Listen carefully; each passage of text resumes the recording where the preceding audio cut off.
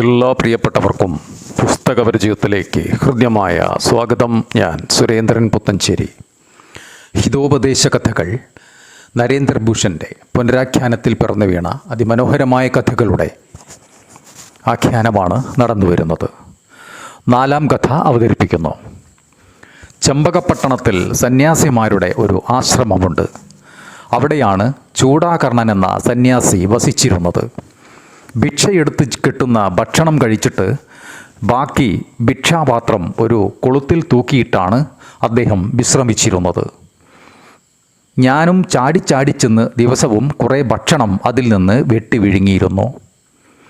ഒരു ദിവസം വീണാകർണൻ എന്ന സന്യാസിനി അവിടെ വന്നു. ചൂടാകർണൻ അയാളോട് വൃത്താന്തങ്ങളും കഥകളും പറഞ്ഞിരിക്കെ എന്നെ ഭയപ്പെടുത്താൻ പഴയ മുളങ്കമ്പെടുത്ത് നിലത്ത് അടിച്ചുകൊണ്ടിരുന്നു. ഇത് കണ്ട് വീണാകർണൻ ചോദിച്ചു, എന്തിനാണ് സ്നേഹിത നമ്മുടെ സംഭാഷണത്തിനിടയിൽ താങ്കൾ വേറൊരു കാര്യത്തിൽ ശ്രദ്ധിക്കുന്നത്? പ്രസന്നമുഖം, വിമലദൃഷ്ടി, കഥയിൽ അനുരാഗം, മധുരവാക്ക്, സ്നേഹാധിക്യം, ആദരവ് എന്നിവയാണ് ഇഷ്ടപ്പെടുന്നവരുടെ ലക്ഷണം.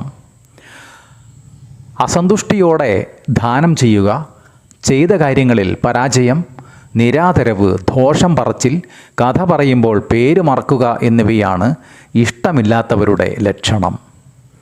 ചൂടാകർണൻ പറഞ്ഞു, സ്നേഹിത, ഞാൻ നിങ്ങളെ ഇഷ്ടപ്പെടാഞ്ഞിട്ടല്ല. നോക്കൂ, ഈ എലി എൻ്റെ ഭിക്ഷാപാത്രത്തിൽ കയറി വെട്ടി വിഴുങ്ങുന്നത് കണ്ടില്ലേ? വീണാകർണൻ ഭിക്ഷാപാത്രവും കൊളുത്തും നോക്കിയിട്ട് അത്ഭുതത്തോടെ പറഞ്ഞു, ഈ എലി വെറുമൊരു ദുർബലനല്ലേ? ഇവൻ എങ്ങനെയാണ് എത്ര ദൂരം ചാടുന്നത്? ഇതിനെന്തെങ്കിലും കാരണം കാണും. വൃദ്ധനായ ഭർത്താവിനെ പെട്ടെന്ന് ആലിംഗനം ചെയ്ത് തലമുടിക്കിടയിൽ അയാളുടെ മുഖം മറയ്ക്കുന്നതിനിടയിൽ എന്തോ പന്തികേടുണ്ടായിരിക്കുമെന്നല്ലേ ചൊല്ല്. എന്താണത്? ചൂടാകർണൻ ചോദിച്ചു. വീണാകർണൻ ആ കഥ പറഞ്ഞു. അതാണ് പ്രിയപ്പെട്ടവരെ ഈ കഥയിലെ 5ാം കഥ. ഗൗഡദേശത്ത് കോശാംബി എന്ന ഒരു പട്ടണമുണ്ടായിരുന്നു. അവിടെ ചന്ദനദാസൻ എന്ന വലിയ ധനവാനായ വ്യാപാരിയും പാർത്തിരുന്നു. അയാൾ വൃദ്ധനായി, എങ്കിലും ധനവാനായതുകൊണ്ട് ലീലാവതി എന്ന കന്യകയെ കല്യാണം കഴിച്ചു. അവൾ യൗവനത്തിലേക്ക് കടന്നിട്ടേ ഉണ്ടായിരുന്നുള്ളൂ. ജരയും നരയും പിടിപെട്ട വയസ്സന് ആ സുന്ദരിയെ സന്തോഷിപ്പിക്കാൻ കഴിഞ്ഞില്ല. തണുത്തു വിറയ്ക്കുന്നവന് ചന്ദ്രരശ്മി സുഖം നൽകുകയില്ലല്ലോ. വെയിൽ കാഞ്ഞ് ഉഷ്ണിക്കുന്നവനെ അത് സുഖം നൽകൂ. വയസ്സന്മാരോട് യുവതികൾക്ക് ഒട്ടും ഇഷ്ടം തോന്നുകയുമില്ല. നരച്ച് പല്ലുകൊഴിഞ്ഞ് മുരടിച്ച വൃദ്ധൻ യുവതിയായ ഭാര്യയ്ക്ക് പ്രിയപ്പെട്ടവനല്ല. അവൾ മറ്റാരെയെങ്കിലും ഇഷ്ടപ്പെടും. ഭർത്താവിനെ വെറും മരുന്നായെ അവൾ കാണൂ. എന്നാൽ ഈ വൃദ്ധൻ ലീലാവതിയെ അത്യധികം സ്നേഹിച്ചിരുന്നു. അതിന് കാരണമുണ്ടായിരുന്നു.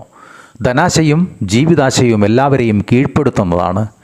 എന്നാൽ വൃദ്ധന് യുവതിയായ ഭാര്യയെ ലഭിച്ചാൽ അവൾക്ക് അയാൾക്ക് സ്വന്തം ജീവനേക്കാൾ വിലപ്പെട്ടവളായിരിക്കും. വൃദ്ധന് ഭോഗവസ്തുക്കളെയൊന്നും ഉപഭോഗം ചെയ്യാനാവില്ല. ഉപേക്ഷിക്കാനൊട്ട് തോന്നുകയുമില്ല. പല്ലില്ലാത്ത നായയ്ക്ക് എല്ല് കിട്ടിയ മാതിരിയാവും. നക്കാനല്ലാതെ കടിച്ചു പൊട്ടിക്കാനാവുകയില്ല.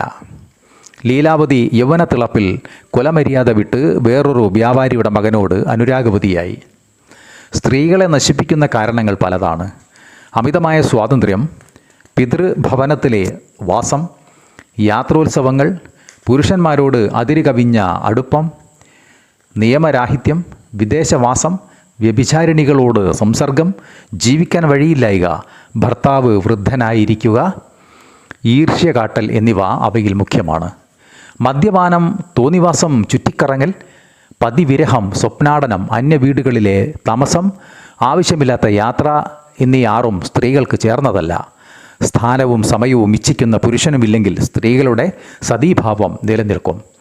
സതികളല്ലാത്ത സ്ത്രീകൾക്ക് പ്രിയപ്പെട്ടവർ ആരുമില്ല, അപ്രിയരുമില്ല.